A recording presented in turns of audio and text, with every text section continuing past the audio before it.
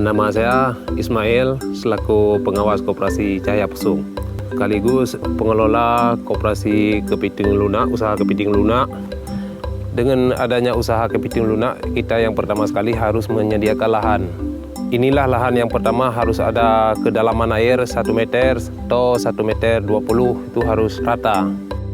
Jika kurang dalam, terik matahari akan meningkatkan suhu air dan berdampak buruk terhadap kondisi kepiting. Harus ada lagi pintu air, airnya harus keluar masuk. Jangan sampai air mengendap. Kalau air mengendap, apalagi umpan yang kita tabur ke takir-takir terlalu berlebih, maka umpan itu menjadi busuk. Terjadilah virus di pembusukan umpan itu. Lahan yang digunakan untuk budidaya kepiting soka tidak boleh dijadikan tempat memelihara udang, karena udang lebih mudah terjangkit penyakit. Selain itu, penyakit yang menjangkiti udang sama dengan penyakit yang dapat menjangkiti kepiting. Ikan jenis lain dapat hidup berdampingan dengan budidaya kepiting soka. Itu takir. Takir adalah wadah pemeliharaan kepiting soka. Pada dasarnya bahan takir tidak baku, yang penting wadah harus mengapung di lahan tambak.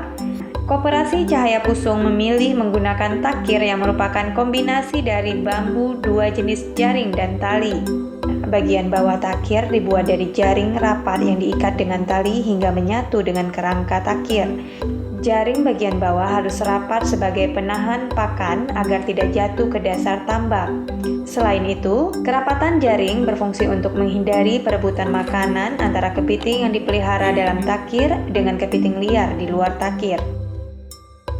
Bagian atas takir ditutup dengan jaring yang lebih jarang, 2 x 2 inci per jaring madang. Setelah dijalin dengan tali, bagian atas petakan jaring harus dipotong 3-4 petak untuk mempermudah proses memasukkan, mengeluarkan, dan memberi pakan kepiting. Bagian jaring yang dipotong diikat kembali dengan tali agar kepiting tidak keluar dari bilik takir. Gunakan simpul tali sepatu agar mudah dibuka. Bilik takir berfungsi sebagai ruang isolasi bagi kepiting lunak yang sedang berganti cakang. Ukuran petakan dalam takir 20 cm x 15 cm. Setiap petak takir diisi 1 ekor kepiting. Setelah digunakan 1 kali masa panen 17 hari, takir harus dientaskan dari lahan tambak untuk dijemur. Penjemuran bertujuan membersihkan bibit penyakit yang melekat pada takir selama masa budidaya. Selain untuk menjaga kepiting dari sifat kanibal sesamanya, takir juga berfungsi mempermudah proses pemanenan, mengendalikan pemberian pakan dan pengamatan pada masa panen. Ini pipa. Ini pipa ini fungsinya untuk pengapungan supaya takir ini bisa terapung. Tapi boleh apa aja asal mengapung. Misalnya kita nggak pasang pipa, asal boleh botol aqua, tapi ini praktis dan tahan lama. Setelah takir siap, proses budidaya kepiting soka dilanjutkan dengan penebaran benih. Sebelum disebarkan, benih kepiting harus menjalani proses seleksi terlebih dahulu. Kepiting yang dibudidayakan sebagai kepiting soka harus berkelamin jantan atau banci. Jadi cara pembedaannya, kalau kepiting jantan alat kelaminnya lebih kecil dan runcing, dan kepiting betina alat kelaminnya atau tempat pembiakannya besar. Kepiting betina sulit mengganti cangkang karena memiliki sel telur yang menghambat penggantian cangkang. Setelah diberi dari penampung, kepiting disiram perlahan dengan air dari tambak tempat pemeliharaan. Tujuannya agar kepiting menyesuaikan diri dengan lingkungan baru. Sebelum dimasukkan ke dalam takir, 3 pasang kaki kepiting yang berfungsi sebagai kaki jalan dilepaskan. Pertama diproses dulu pemindahan kaki. Ya, kaki yang ini 3 harus dilepasin. Kalau kaki renang, ini nama kaki renang, dan capit untuk buat kaki buat makan ini tidak dilepasin. Proses pelepasan 3 pasang kaki jalan bertujuan untuk meminimalisasi gerak kepiting agar proses pergantian cangkang berlangsung lebih cepat. Setelah pelepasan kaki jalan, kepiting langsung dimasukkan ke dalam bilik takir. Kepiting yang akan dijadikan kepiting soka berbobot 100 gram. Dan setelah pergantian kulit, dari ukuran 100 gram bisa menjadi 120 atau 130 gram berat badannya. Dan pemberian pakannya, kalau di minggu pertama penebaran benihnya, kita memberikan pakan 2 hari sekali. Terus minggu kedua 3 hari sekali. Minggu ketiga 4 hari sekali dan sampai 5 hari sekali. Ya. Karena kalau mau mendekati panen, dia kalau terlalu kenyang nanti proses pergantian kulitnya susah karena dia terlalu berat bobot badannya. Ya. Pakan kepiting bisa dari bahan-bahan limbah pasar daging, limbah pasar ikan, kulit sapi, kulit kerbau, dan lain-lain.